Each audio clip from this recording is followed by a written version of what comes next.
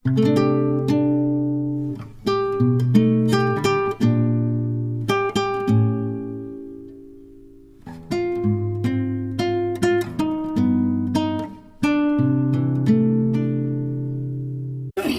ভালো করে ভেজে নিয়েছি, ডিমটাকেও ভেজে নিয়েছি, আস্তে আস্তে করে তুলে নেব।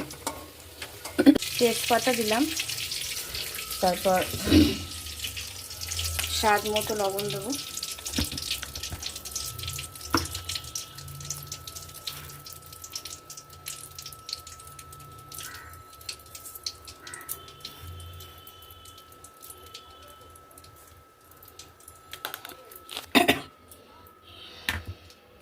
চিনি দেবো,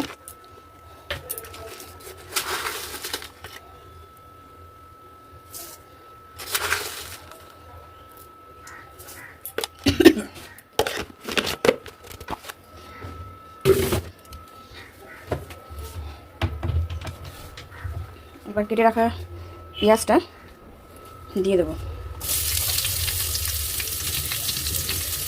লঙ্কা আদা পেঁয়াজ টমেটো একসঙ্গে বেটে নিয়েছি, এগুলো দিতে হবে।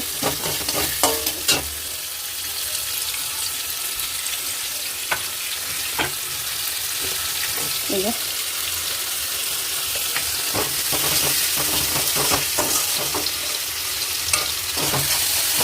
আটা মশলাগুলো যে ছিল ওগুলো এর মধ্যে দিয়ে দিলাম।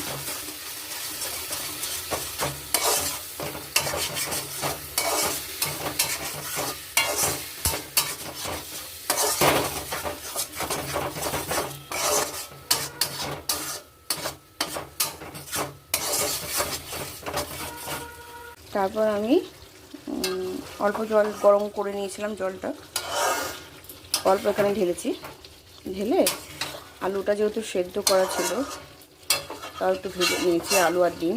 এবার আস্তে আস্তে করে দিয়ে একটু নেড়ে পরিমাণ মতো জল দিয়ে নামিয়ে নেব।